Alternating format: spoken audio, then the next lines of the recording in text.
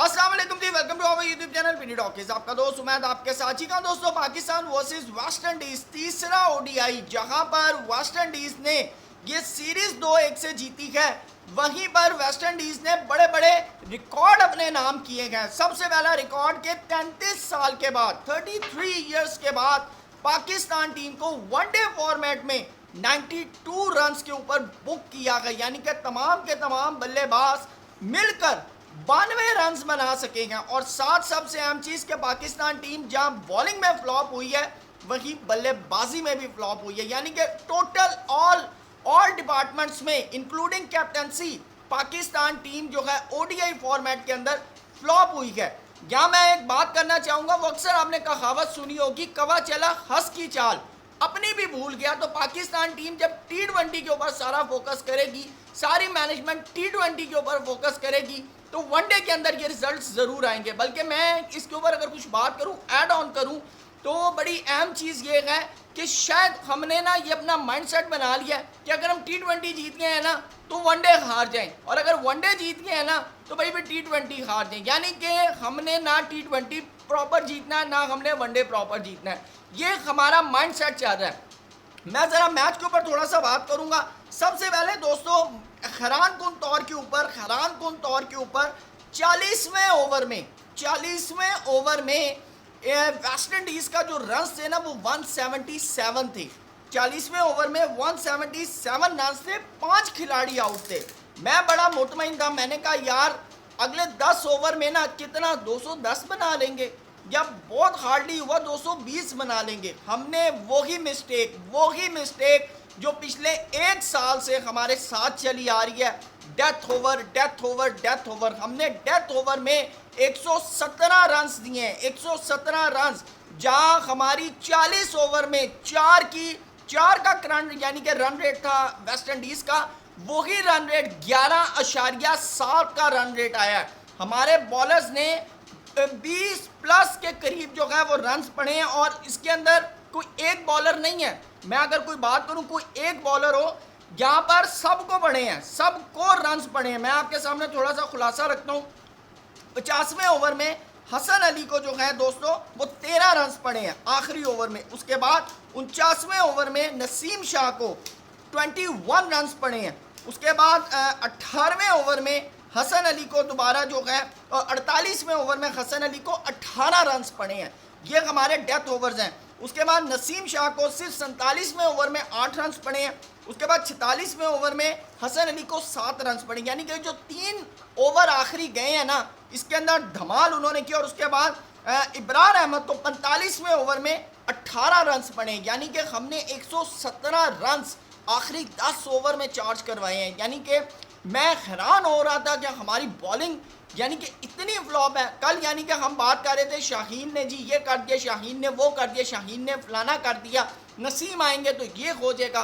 तो भाई फिर ये होगा आपके सामने कि हम 294 का टारगेट चेस करने जा रहे हैं। और मैं हैरान हो रहा हूँ हमारी बल्लेबाजी के ऊपर कि सबसे पहले हमारी विकेट गिरती है किसकी, तीसरी बॉल के ऊपर साइम अयूब की। और साइम अयूब की विकेट कौन गिराते हैं, जेडन सील्स ने आज तक पाकिस्तान के खिलाफ दोस्तों 5 मैच खेले हैं, 10 विकेट्स इस बंदे ने ली हैं, 18 की एवरेज है, 22 का स्ट्राइक रेट, और एक दफ़ा 4 विकेट ऑल किया है। और आज का अगर मैं मैच मिलाऊं यानी कि 6 मैच उनके मैं काउंट करूं तो 16 विकेट हो जाएंगी। और जिस तरह की उन्होंने 7.2 ओवर के अंदर 18 रन देकर 2.4 की इकॉनमी से 6 विकेट ऑल किया। ओवरऑल अगर बात करूं तो पूरी पाकिस्तान की बैटिंग लाइन को क्रश करने वाले one and only Jayden Seales, और दूसरी तरफ जो उनके बल्लेबाज जिन्होंने सेंचुरी मारी है, शाइख होप, जो कि कैप्टन भी है, विकेट कीपर बैट्समैन भी, यानी कि प्रॉपर रिस्पॉन्सिबिलिटीज के साथ उन्होंने मैच खेला है। शाइख होप ने 94 बॉल्स के ऊपर 120 रन्स बनाए हैं, 5 छक्के 10 चौके, 127 का स्ट्राइक रेट। हमारे यानी कि किंग, हमारे लेजेंड्स, हमारे तमाम जो बैटर्स थे, यंगस्टर्स, ओल्ड यानी कि एक्सपर्टीज, सब के सब फ्लॉप हुए हैं। यानी कि इतना पैथेटिक हमारा रिजल्ट होगा, मैंने सोचा नहीं था। अगर मैं सिर्फ उनकी यानी कि पार्टनरशिप की बात करूं तो जो उनके कैटी और जो लुइस हैं, इन्होंने 47 रन की पार्टनरशिप की। उसके बाद कैटी और शाइक हो पाए, कैटी आउट हुए, उसके बाद रदरफोर्ड है, फिर शाइक 45 रन की पार्टनरशिप, उसके बाद चेस ने और शाइक होप ने 64 रन की पार्टनरशिप की। सिर्फ जो ग्रेव्स और शाइक होप हैं, इन्होंने 110 रन की पार्टनरशिप की है 50 बॉलों के ऊपर। तो ये वेस्ट इंडीज़ को हम एम ही नहीं कहते कि भाई आप हल्का ना लें। और सबसे अहम चीज़, हम 5वें नंबर की रैंकिंग की टीम है, वेस्ट इंडीज़ 10वें नंबर की है। 10वें नंबर की टीम ने 5वें नंबर की टीम को जो है वो आउट क्लास किया है। तो ये यानी कि बहुत सी मेरे ख्याल से सवालात जो हैं इसके अंदर सामने आ रहे हैं। और सबसे अहम चीज़ मैं बात करूंगा कि ये जो ग्राउंड है ना, यहाँ पर अभी तक 4 ओडीआई हुए हैं, 3 पाकिस्तान के, 1 इंडिया का। और इसमें सबसे हाईएस्ट टोटल जो बना है ना वो 391 का बना और वो इंडिया ने बनाया है। और इंडिया ये मैच 200 रन से जीता था, 200 रन से जो है इंडिया ये मैच जीता था।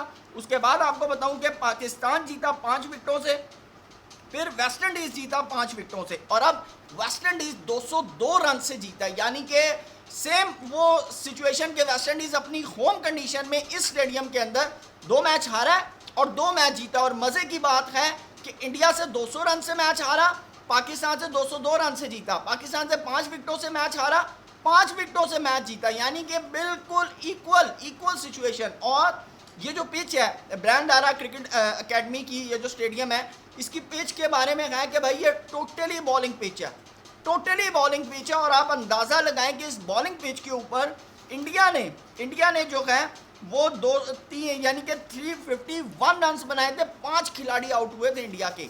तो यहाँ से आप अंदाज़ा लगाएं कि हम लोग किधर रिलाई कर रहे हैं, हमारी बॉलिंग लाइनअप कहाँ रिलाई कर रही है। और अगर हम बैटिंग की मैं बात करूँ तो सुभान अल्लाह, साइम अयूब 0 के ऊपर, अब्दुल्ला शफीक 0 के ऊपर, मोहम्मद रिजवान 0 के ऊपर, उसके बाद आ जाए हसन अली 0 के ऊपर, इब्रार अहमद 0 के ऊपर। 5-0 जिस टीम के अंदर हो, उसके बाद नसीम शाह 6 रन, हुसैन तलत 1 रन, सिर्फ और सिर्फ डबल डिजिट के अंदर हमारे सलमान अली आगा गए हैं। उसके बाद हसन नवाज गए हैं और मोहम्मद नवाज जो कि नॉट आउट थे। उसके अलावा हमारा कोई भी बल्लेबाज 5 रन क्रॉस नहीं कर सका। ये यानी कि एक बड़ा क्वेश्चन मार्क है हमारी बैटिंग लाइनअप के ऊपर कि हम जेडन सील्स के सामने हम बेबस हो गए। कहाँ है हमारे वो नेट प्रैक्टिस के अंदर शाहीन, हारिस, नसीम, हसन अली जो किंग हम कहलाते हैं, सब के सब जो हैं वो फ्लॉप हो गए। हम T20 के ऊपर फोकस करने गए थे, हम तो ओडीआई भूल गए। जहाँ पर ओडीआई के अंदर हम ऑस्ट्रेलिया को वाइट वॉश किया, हमने साउथ अफ्रीका को वाइट वॉश किया। लेकिन क्या हैरानकुन तौर के ऊपर कि हम वेस्ट इंडीज़ के अंदर सीरीज़ हार गए जो 10वें नंबर पर टीम है। तो अब ये क्या ओवर कॉन्फिडेंस की वजह से मार पड़ी है, किस वजूहात से मार पड़ी है, ये तो अब मेरे ख्याल से आने वाले दिनों के अंदर चीज़ें सामने आएंगी। लेकिन अगर मैं बात करूं जेडन सील्स की, आउट क्लास बॉलिंग की है, 6 विकेट्स लिए हैं। जी मोती जो है उन्होंने 2 विकेट लिए हैं और चेस ने 1 विकेट लिया है।